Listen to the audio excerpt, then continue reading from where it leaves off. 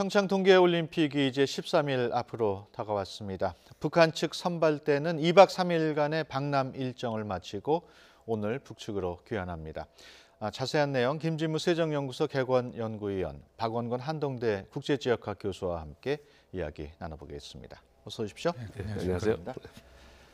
네, 방남 후 이틀 동안은 강원도 평창과 강릉 일대에서 경기장과 숙소 등을 둘러봤습니다. 북한 측 선발대 오늘 마지막 일정인데 오늘은 서울에 오게 되는 거죠? 예, 지난번에 그 현성월 단장이 이제 예술단 점검단은 이제 강릉에서 공연을 하고 그다음에 서울 와서 공연을 하니까 서울에 이제 공연장을 둘러봤었죠. 예. 이번에 이제 그 선수단을 사전 점검단은 이제 저쪽 그 강릉 평창 이쪽에 이제 우선 시설을 둘러보고요. 예. 서울에서는 아마 태권도 시범 관련해 가지고 아마 이 동네 여기 상암동에 MBC 상암홀이라는 곳을 아마 둘러보지 않을까 그렇게 생각이 됩니다. 예. 앞서 남측 선발대 12명이 동해선 육로로 방북을 하고 돌아왔습니다.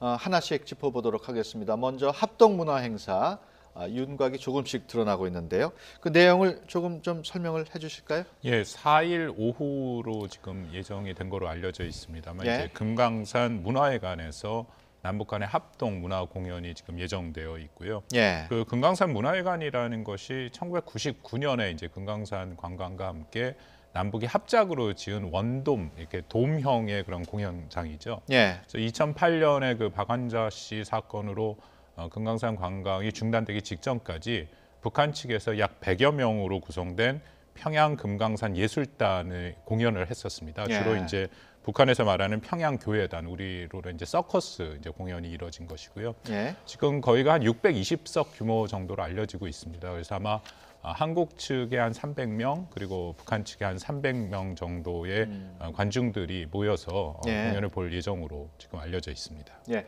합동 공연 내용은 아직 확정이 되지는 않았습니다. 그렇지만은 우리 측은 K-팝을 포함하는 방안을 검토하고 있는 것으로 전해지고 있습니다.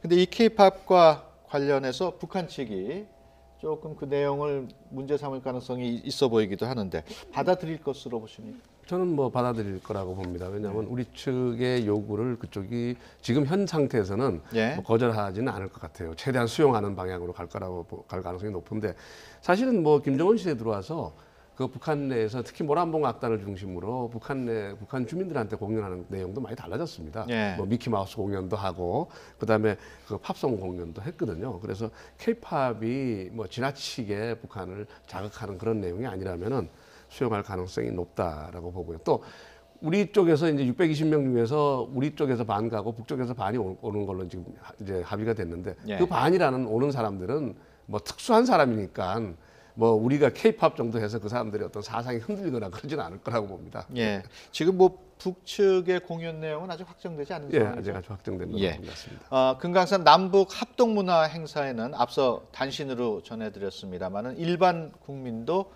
관객으로 참석할 가능성이 높은 것으로 지금 알려지고 있습니다. 지금으로서는 절반씩 참석하는 걸로 되어 있죠? 예, 620석 규모니까 이제 한국에서 한 300명 정도 올라가는데요. 이게 의미가 있는 것이 말씀드린 것처럼 2008년 이후에 이제 중단됐는데 예. 그 이후에 이제 금강산으로 갈 수 있었던 것은 이산가족 상봉이 있었고요.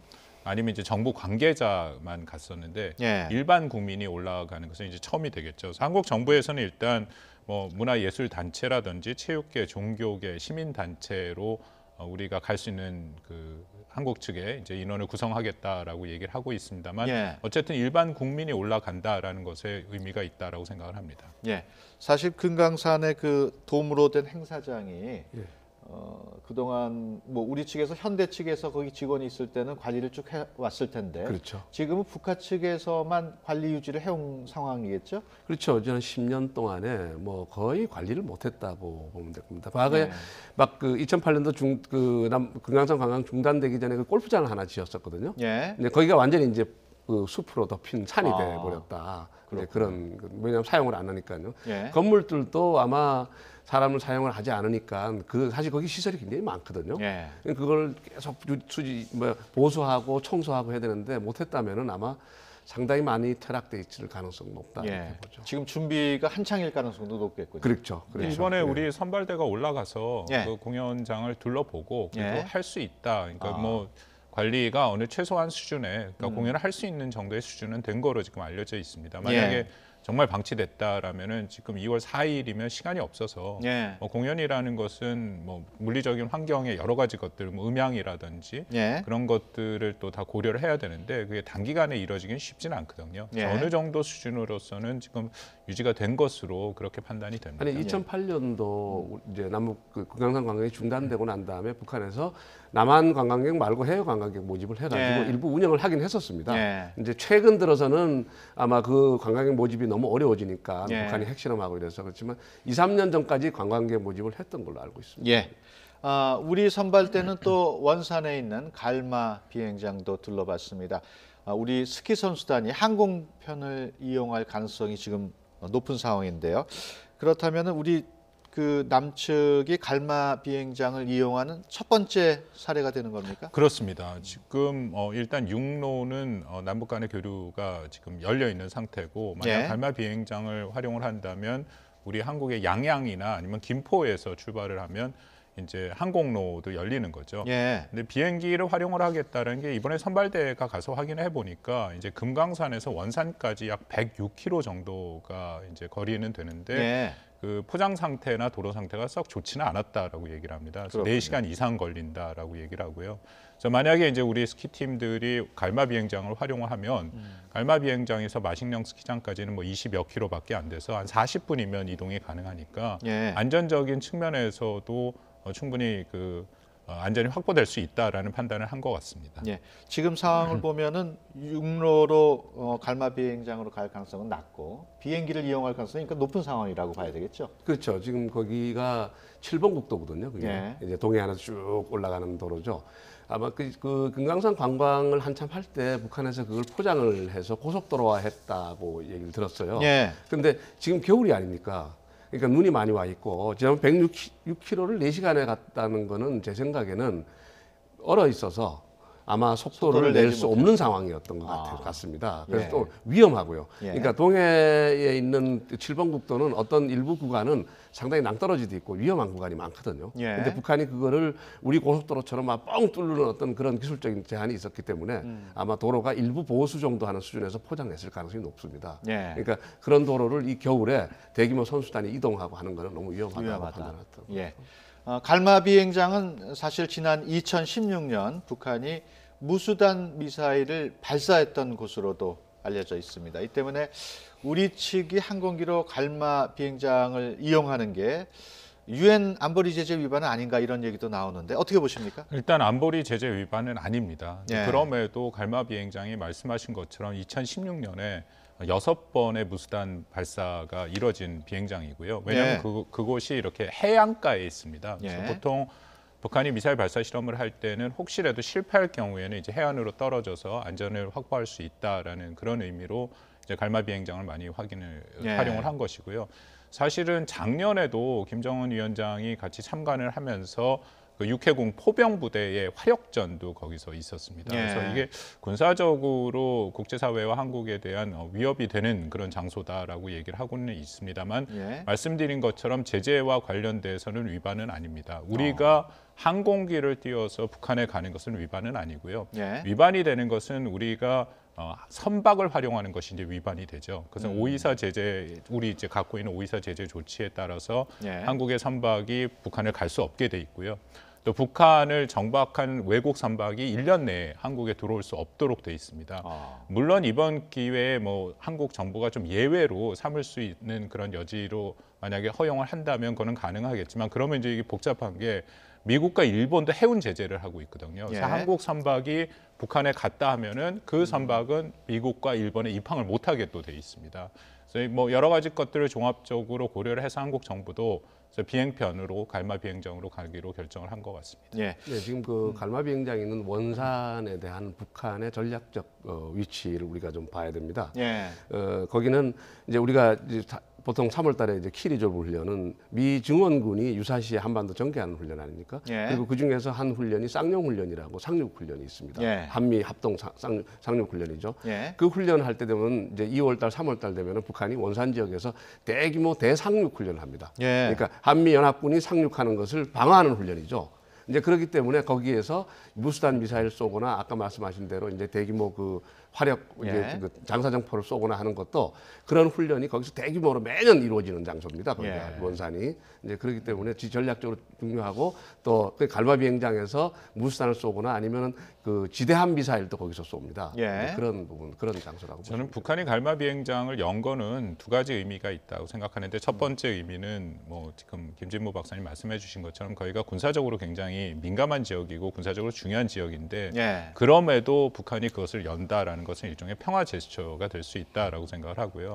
또 하나는 갈마 비행장이 원래 이제 군용으로 사용되다가 지금 민수용으로 같이 지금 이제 개장이 된 상태입니다. 그래서 마식령 스키장을 사실은 활용하기 위해서 갈마 비행장을 재정비를 한 거죠. 그래서 이번에 만약 우리 정부, 우리 뭐 대표단이 넘어간다면은 그것을 통해서 북한 측에서는 이제 선전이 되는 거죠. 그런 식으로 갈마 비행장을 활용해서 마식령 스키장을 이용할 수 있으니까 외국인 관광객의 유치도 가능하다. 저는 그 두 가지 정도의 보관이 있다라고 생각을 합니다. 북한이 갈마 비행장까지 저렇게 공개하는 걸 보면은 우리를 뭐 포함한 유엔의 대북 제재 그거하고도 좀 관련이 있지 않을까 싶어요. 그렇죠. 아까 말씀드린 대로 갈마 비행장 그 원산 지역이라는 게 원산은 김정은의 고향입니다. 그러니까 이제 김정일 생존 시에 39개 자기 특각 중에서 가장 좋아하던 특각이 원산 특각이었고요. 그 갈마반도에 있습니다. 거기서 이제 고영이하고 그 아들들이 거기서 이제 나고 자랐죠. 그래서 굉장히 중요하고 그 김정은은 자기가 스스로 강원도 사람이라고 그러고 강원도 정신을 강조하는 그런 위치입니다. 근데 이제 김정은이가 이제 그 2012년 집권하고 나서 가장 먼저 그 북한 경제에 대해서 관심을 가지면서 했던 게 바로 금강산 그 마식령 스키장, 그다음에 원산 관광특구, 그다음에 저기 올라가면은 그 칠보산 있습니다. 그 동해안 관광벨트를 만들어가지고 그것을 외국 관광객들 불러들여서 돈을 벌까 하고 이제 건설을 했던 거거든요.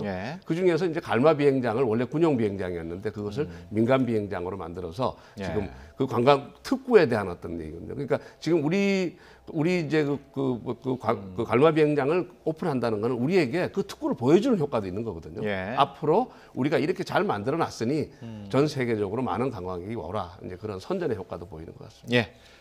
다음 주제로 넘어가 보겠습니다. 앞서 단신으로 전해드렸습니다만 송영무 국방장관 또 미국의 제임스 매티스 국방장관이 오늘 하와이에서 만납니다. 여러 가지 현안을 논의할 것으로 예상이 됩니다만 아무래도 평창 올림픽 이후 한미연합훈련 그 내용도 논의가 되겠죠? 뭐 저는 매우 중요한 지금 만남이 이루어지고 있다라고 생각을 하고요. 그 지난 10월에 SCM 이제 한미 연례 안보 협의회 이후에 3개월 만에 만남입니다. 지금 우리가 평창에 대해서는 1차적으로 어쨌든 올림픽이 평화적으로 또 성공적으로 개최될 가능성이 굉장히 높아졌다라고 생각을 합니다. 어떤 형태로든 뭐 북한이 올 거고요. 그리고 뭐 불과 몇 개월 전만 하더라도 과연 우리가 올림픽을 안전하게 치를 수 있을 것인가에 대한 의구심이 적지 않게 있지 않았습니까? 미국 측에서도 뭐 선수단을 보낼 것에 대해서 좀 다시 한번 고민을 한다 그런 얘기가 나올 정도였는데 지금 이제 많이 상황이 바뀌었죠. 근데 지금 이제 현재 상황에서 중요한 것은 우리가 이게 평창 올림픽만을 하는 것이 아니라 사실 이 평창 올림픽, 평창 대화, 남북 대화를 통해서 궁극적으로는 한반도의 비핵화 대화로 연결하는 것이 가장 핵심적이고 그러기 위해서는 군사적인 그런 조치들, 군사적인 한미 간의 아주 긴밀하고 밀접한 협력이 필요합니다. 그래서 이 지금 시점에서 이 양국 장관이 만나는 것은 굉장히 의미가 있다라고 생각을 하고요. 우선적으로 아마 평창 올림픽이 안전하게 치러질 수 있는 군사적인 조치에 뭐 다시 한번 협의를 하고 그 협력을 확인을 하는 그런 게 있을 거고요. 한국 측 입장에서는 지금 전시 작전권 통제권 그 전자권 전환 문제도 뭐 논의를 한다라고 알려져 있습니다. 근데 거기에 더 나가서 제가 말씀드린 뭐 이른바 포스트 평창 이후에 과연 어떻게 한미 연합 훈련을 비롯해서 북한의 비핵화로 유인할 수 있는 것들이 무엇이 있을 것이고 한미가 그것을 동맹 차원에서 어떻게 준비를 해야 되는가에 대한 논의도 저는 이루어질 것이라고 생각을 합니다. 김 박사께서는 이번 한미 국방장관 회담 어떻게 보십니까? 사실 뭐 송영무 장관이 그 전자권 전환 문제 뭐 해야 된다 뭐 이런 얘기를 지금 하고 있죠. 근데 사실 그것도 중요한 이슈지만 저는 비공식적으로 정식 의제로 이제 뭐 공개되지는 않을 거라고 봅니다. 그렇지만 비공식 의제로 가장 중요하게 논의될 게 한미연합훈련과 관련된 거라고 봅니다. 왜냐하면 지금 북한하고 남북 대화를 하면서 이 대화를 미북 대화까지 우리는 끌고 가야 되는데 예. 중간에 이제 어떤 돌발 변수 때문에 북한이 태도를 바꿔가지고 남북 대화를 거절하는 상황에 우리는 좀 난처해지니까 예. 어쨌든 그런 장애 요소를 하나씩 제거하고 싶겠죠. 이제 그 중에 하나가 이제 한미연합훈련인데 근데 지금 현재 미 합참에서 올림픽 끝나면 바로 한미연합훈련 재개한다라고 예. 이제 못을 박아버렸단 말이죠. 그래서 우리 국방부도 거기에 대해서 이제 호응을 했고요. 예. 그렇다면 지금 한미연합훈련 관련해 가지고 얘기할 수 있는 거는 결국 축소 얘기라고 볼 수 있는데 예. 사실 이 부분은 이렇습니다. 지난 몇 년 동안 북한이 그 핵실험하고 미사일 발사를 하는 바람에 이 키 리졸브 훈련이 굉장히 강화됐어요. 예. 미군이 들어오는 인원수도 병력수도 엄청 많아졌고 예. 이제 그런 부분이 있기 때문에 과거에 한반도 긴장이 낮았을 때 키 리졸브 훈련 수준으로 다시 돌리는 어떤 그런 축소 얘기는 저는 할 수 있다고 봅니다. 그렇지만 워낙이 우리 국내 정치적으로 민감한 이슈라서 아마 그것이 공개되기는 어렵지 않겠나. 당장 어느 정도 남북 관계가 좀 활성화되고 나서 그 다음에 이제 여론의 지지를 받아야만 그것이 공개될 수 있는 상황이지. 예. 지금 남북 관계 이제 초창기에 아이스하키 단일팀 문제 이런 문제에 대해서 야당이나 우리 보수 세력이 엄청나게 반발하고 있지 않습니까? 예. 이 상황에서 이 얘기를 꺼내기는 좀 어렵지만 저는 핵심 문제가 되지 않을까 그렇게 생각합니다. 사실 오랜만에 최근 남북 간의 훈풍이 불고 있는 상황이란 말이에요. 예. 그렇지만 사실 올림픽 이후에 한미 훈련이 이제 재개되고 그럴 경우에 북한이 어떻게 나올 것인가가 가장 큰 관심이거든요. 저는 사실은 이렇습니다. 여기에는 이제 북한이 왜 나왔느냐 이제 작년 말까지 화성 15형을 쏘면서 그렇게 위기를 조성하다가 예. 금년 1월 1일에 갑자기 그냥 엄청난 이제 변화를 보이고 있지 않습니까? 예. 그러니까 왜 나왔느냐? 사실은 저는 확실합니다. 미국의 군사적 압박, 김정은의 목을 조이고 있고 중국의 제재 동참, 결국은 원유까지 가는 상황. 예. 그러니까 이 제재와 군사적 조치와 제재가 너무 힘들다. 일단은 한숨 돌리고 가자. 난 이게 분명하다고 보거든요. 그렇다면은 지금 어떤 한미연합훈련을 빌미로 다시 돌아가기보다는 어쨌든 지금 현재 조성된 이 엄중한 자기한테 굉장히 불리한 이 국면을 어느 정도 흐트러 놓기 전에는 저는 안 들어갈 거라고 봅니다. 예. 그렇다면은 저는 도발을 다시 한다면 결국 원유까지 갈 거라고 보거든요. 예. 중국이 지금 원유만은 지금 안 건드리고 있지 않습니까? 예. 그 원유까지 가는 상황으로 몰고 가지는 않을 것 같고 어쨌든 어떤 식으로든 남북관계 대화는 지속할 가능성이 저는 높다. 예. 단 일단 후퇴를 해서 관망하는 우리 정부가 좀 더 적극적인 역할을 기대하면서 지난번 현성월 단장을 파견할 때 일시 중지 또 재개 이런 식으로 했듯이 말이죠. 예. 그런 우여곡절은 있지만 저는 그 제재가 어느 정도 자기들이 만족할 만큼의 흐트러지는 상황이 될 때까지는 북한이 인내하면서 아마 대화에 참여하지 않을까 예. 그렇게 생각합니다. 박 교수께서는 올림픽 이후에 북한의 도발 가능성 어떻게 보십니까? 북한에는 지금 뭐 기본적으로 우리 김진부 박사님 말씀하신 거에 제가 동의를 하고요. 예. 북한이 이 평창에 온 이유 중에 하나가 이른바 이제 북핵 평화론을 지금 주창을 하고 있습니다. 예. 김정은의 신년사에도 명확히 나타나 있고 지금 계속 뭐 북한 측에서 나오는 얘기도 똑같은 얘기를 하고 있는데 북한이 핵미사일을 보유하더라도 그것이 한국을 비롯해서 주변국의 위협이 전혀 되질 않는다라는 예. 거죠. 오히려 한반도의 평화와 안정을 갖고 온다. 그렇기 때문에 북한의 핵 보유를 인정한 상태에서 어떤 그 다음에 논의가 필요하고 그 논의는 이제 미국과 직접 하는 것이 맞다라는 거고 반면에 한국을 비롯해서 미국과 국제사회는 비핵 평화를 계속 얘기를 하는 거죠. 북한의 그런 핵을 우리는 절대 받아들일 수 없다. 예. 북한이 핵이 비핵화가 돼야 한반도의 안정과 평화가 올 수 있다. 지금 이 두 가지를 계속 얘기를 하고 있는데 그 일련의 과정에서 지금 북한이 뭐 대표단도 보내고 예술단도 보내고 하면서 예. 한국과 국제사회에 이제 그런 계속 메시지를 보내고 있는 거죠.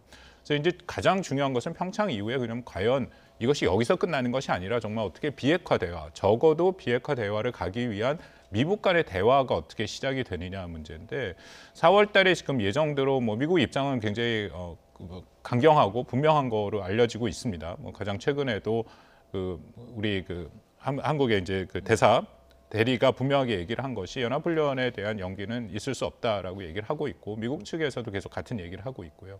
그러면 아까 지금 김 박사님 말씀하신 것처럼 규모 축소가 그러면 가능한가? 예. 저는 규모 축소는 가능하다라고 봅니다. 그거는 구태여 의도하지 않더라도 이미 예. 지금 일정이 밀려 있는 상태이기 때문에 원래 그 키리저브랑 독수리 훈련이 40일 정도 하거든요. 근데 지금 그 일정을 다 채울 수는 없도록 돼 있습니다. 그래서 규모 축소는 가능한 상태인데 이제 그런 것들을 갖고 어떻게든지 북한의 어떤 비핵화 테이블로 올 수 있는 어떤 동기로 우리가 만들 수 있느냐 이제 그것이 굉장히 중요한 부분이라서 지금 예. 한국이 미국과 북한을 양쪽을 다 설득을 하되 목표는 비핵화라는 것을 확실히 하고 그 안에서의 뭔가 공감대와 서로의 문턱을 낮춰서 뭔가 그 대화가 시작될 수 있는 것을 만드는 것이 중요하다라고 생각을 합니다. 예. 반면에 뭐 시간이 거의 다 됐습니다만 끝으로 북한은 최근 미국 움직임이 심상치 않다. 뭐 이런 얘기를 자꾸 얘기하고 있단 말이에요. 뭐 노동신문을 통해서도 그렇고 그 부분 북한의 의도는 뭘까요? 이제 미국이 사실은 북한이 지금 평창 오는 거에 대한 의도를 불순하게 보고 있죠. 예. 나와서 남한하고 같이 잘 지내면서 제재를 흐트려 가지고 뭔가 자기들한테 유리한 국면을 만들려고 하고 있다. 그런데 이 기회에 이제 미국은 오히려 그런 불순한 의도를 못하게 이제 조이고 있는 거죠. 예. 이제 뭐 전략 무기를 괌에 배치하고 우리 남한에다 배치하고 그다음에 제재를 더 강화하고. 근데 북한은 저는 이렇게 보고 있습니다.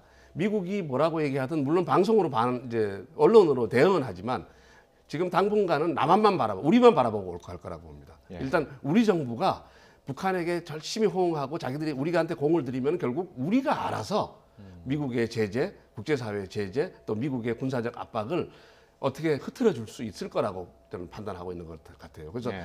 그 지금 여러 가지 변수가 북한의 행동에 영향을 미치는 여러 가지 변수가 있지만 그들은 아마 문재인 정부만 바라보고 당분간은 몇 달을 지속해서 남북관 개선에만 공을 들일 가능성이 높다. 예. 그렇게 보고 싶습니다. 끝으로 어젠가요 그 키신저 박사 그 북한에 대한 미국과 중국의 압박이 효과가 없을 경우 남한이 한국이 핵무기 갖는 것도 고려해야 된다 그런 발언을 했어요.